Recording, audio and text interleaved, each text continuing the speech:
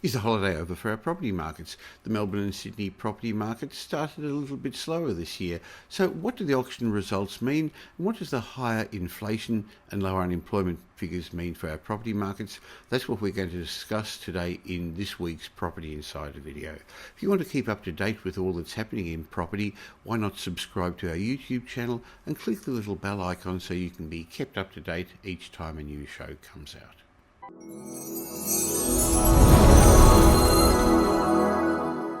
Well, the holidays are over, but is the holiday over for our property markets? Now, we often say that auction results are a great real-time, in-time indicator of property market sentiment. And over the weekend, we experienced the beginning of the 2022 auction season. Interestingly, there were a record number of properties taken to auction over the month of January, and I think that's reflecting a rush from sellers to take advantage of the current high prices before the spectre of rising borrowing costs upsets our housing markets. So what do these results suggest is the current mood of the property markets? Now, also over the last week, the inflation data came in, and it was higher than many expected, but interestingly it was in line with what Dr. Andrew Wilson suggested in last week's Property Insider chat. Now, this isn't necessarily a bad thing, but do the higher inflation numbers and the lower unemployment figures mean the Reserve Bank doesn't really know what's happening to the economy? And will it force them to raise interest rates? These are some of the matters I'm going to be discussing today in this week's Property Insider video with Dr. Andrew Wilson, Australia's leading housing market economist and chief economist of My Housing Market. Hi, Andrew. Yes, hello, Michael. And hasn't January gone so quickly? And, Boy, hasn't it? We're back in the saddle, aren't we? Not that we ever left it, but yeah, welcome to February. Boy, January's gone quickly, hasn't it, Andrew? And there seems to be an element of FOMO, fear of missing out. Firstly, on the part of buyers who missed out on buying their homes last year, but now there also seems to be an element of FOMO on the part of sellers, with some vendors seeming to think, hey, I better sell now or I'm going to miss out on these high prices. And this led to the auction market starting on a high note this year, didn't it? Yes, really the auction market up until that last weekend in January, first weekend in February, Michael, does reflect mainly holiday auction markets, but it's our first real test of what's happening in the metropolitan areas of our capital cities. And it was revealing, as usual, of course, clearance rates really did reflect where we left off last year. And of course, as we know, particularly the Melbourne and Sydney markets ran out of puff towards the end of the year. A couple of factors there. Obviously, a lot of that pent-up demand has been satisfied, affordability barriers starting to push buyers out of the market.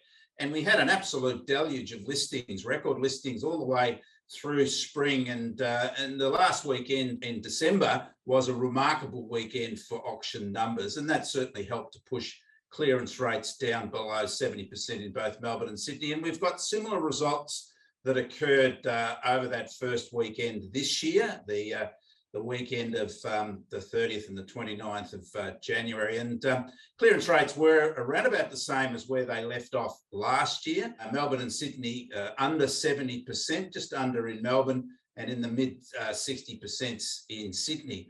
But again, it was revealing the listing numbers, and I think that shows the seller appetite for the market at the moment.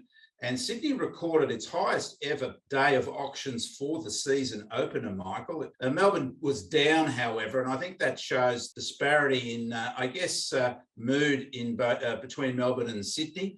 Melbourne's taking a little bit longer to get up and running this year, whereas Sydney still has quite a strong appetite for property or being involved in property transactions. The other markets, however, Canberra, Adelaide and Brisbane were still in that boom time mode, very high clearance rates, around about 80% or above 80%. And of course, that's where they were at the end of last year. And it does reflect that two-speed market environment that did emerge last year. Well, look, we typically do have multi-speed markets. Not all markets perform at the same level, according, of course, to the nature of their local drivers. But certainly Adelaide and Brisbane are head and shoulders above the rest at the moment. It is a question of, those Melbourne and Sydney markets, having had such a great run last year, are finally starting to what we might describe as normalise, because all that pent-up demand and that catch-up energy has been extinguished. But I think a pretty good start to the year. It does give us an insight to what's happening in our markets. If I could just,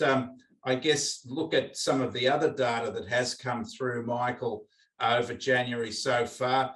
We had a slow start in terms of national new listing numbers, but new listings have started to pick up quite strongly over the past 2 weeks. And in fact, are now tracking to this point. Over January, new listings are now higher compared to January 2021 after, as I said, a slow start. If we look at the rental market, that's quite interesting, Michael. We've seen that annual rents are now nearly 10% higher over January than where they were in January 21. So still a lot of drive in that national rental market.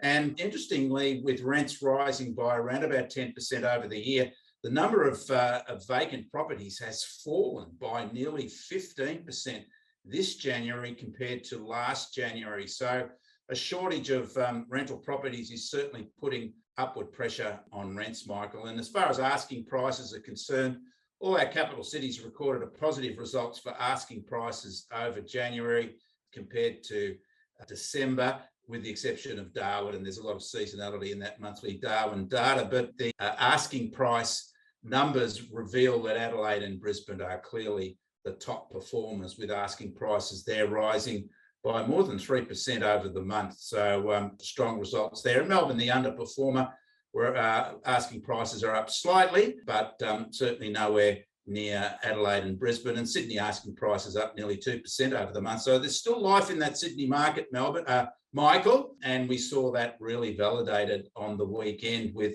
good clearance rate for most sellers, given how many properties were offered, an early season record for the Sydney market.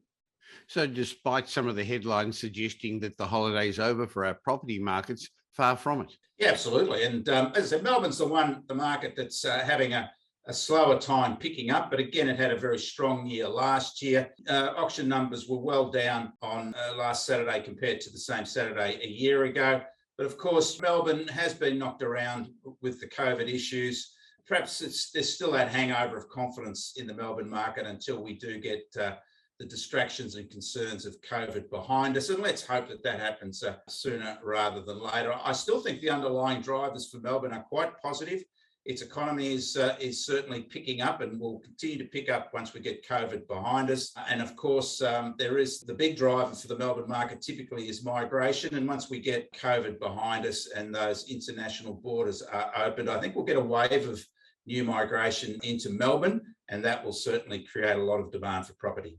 Maybe everyone in Melbourne was watching the tennis instead, Andrew. I think Melbourne, the sense was we are still in holiday mode, and it's only coming out of holiday mode this year. Maybe after all the lockdowns, people took a well-deserved break. Now, a couple of weeks ago, the ABS December jobless data confirmed a post-lockdown recovery in the national economy. Unemployment fell to 4.2%. And then last week, the December quarter inflation figures showed a spike in prices. Of course, this has led to what we both predicted last week, a mass of headlines. Some banks saying interest rates are going to go up later this year. Others even predicting a little bit earlier than that, Andrew. Yes, I saw somewhere, and I try to avoid these headlines, but they are clickbait after all. But I saw one prediction that interest rates may rise in May, which is quite astonishing. But the inflation data, as we discussed last week, Michael, was eminently predictable. It's going to take some time for those, particularly fuel costs and new house building costs, to wash their way through the system. Of course, we do focus on the annual number in terms of the inflation rate, and it will take some time for that annual number to ease, even if we do get relief in real time in terms of oil prices and building costs. And of course, as we mentioned before, there's also rent costs, which are a significant part of that inflation equation. But rents certainly aren't going to be changing anytime soon, and they will continue to rise and put upward pressure on inflation. But I do think over time, of course, those supply constraints which are impacting particularly the price of oil. And of course, we know that the surge in new home building is beyond us, but it will take some time for those annual numbers to dissipate, even if we do get relief in the shorter term for the price of oil. But of course, it's a three-way call, isn't it, for inflation? It's the jobs market, which typically is used as a signal that for wages. And then, of course, there's prices. And we've had a very low result for the unemployment rate. We still have to get through the COVID issues. Of course, that unemployment number was for December. So we need to watch out to see what happens to the labour market as a result of COVID. It would be astonishing if we maintain that low unemployment rate through January and February. But the real number is coming up on the 23rd of February, and that will be the wages index from the ABS. And that will likely quieten a lot of the hysteria that is at the moment regarding interest rates. I think the Reserve Bank, in a sense, creates the environment for a lot of this nonsense with its forward signalling of the market. And I think that even the Fed in the US has recognised that perhaps it's not a great idea to be trying to predict when, in terms of an actual date, when interest rates will change. And I think the Reserve Bank has maybe got itself onto a bit of a sticky wicket with those predictions it's been making. Not that they're unlikely to be perhaps not fulfilled, but it will depend a lot on the data as it comes through. And I think really the Reserve Bank, that forward signalling, perhaps it needs to avoid that to some degree, particularly acknowledging a date, because it just really is grist to the mill for speculators on interest rates and the markets that are always looking for some sort of a margin to make money through. Also lurking in the background is APRA carefully watching our property markets. I think they'd be happy to see that the Melbourne and Sydney market, the two big markets that they seem to focus on, are slowing down a bit. Well, that's right. And why did APRA entertain thoughts that it needed to cool the market when it was already cooling and the natural stabilisers were activating? That's affordability. I'm always very cynical about APRA. It does reinforce the market power of the banks. And as we're seeing with this terrible shortage of rental properties at the moment, it can have significant consequences, not just for segments of the economy, but also for the macroeconomic settings in terms of interest rates. If we have consistent upward pressure on rents, that works its way into inflation, of course, and demand for higher wages. We still have that 3% buffer from APRA on new mortgages. I just can't work that out. Hey, APRA, why don't you cut the buffer to something a bit more logical? But all this does is reinforce the bank's market power. And we need to really have a conversation going forward about how banks exercise their market power. Lots of predictions from the banks about interest rates or imminent rises in interest rates. And of course, that does act to scare the punters to some degree. And, a number of them are rushing in and refinancing their property, which is perhaps not bad news for banks because they do make a profit on those fixed term loans against the variables at the moment, which are stuck with those zero interest rates, official rates. So APRA need to be mindful of the big picture, even though it's not their brief, but still it does start to call into question how the banks are exercising their significant market power and the consequences of how they exercise that market power. Well, by the time a lot of people watch this, the Reserve Bank meeting, the first one for this year, is going to be over. And there's not going to be a change in interest rates, but there may well be an indication of what the Reserve Bank is thinking about the economy and our markets. So I look forward to having a chat about that when we catch up next week, Andrew. Thank you, Michael.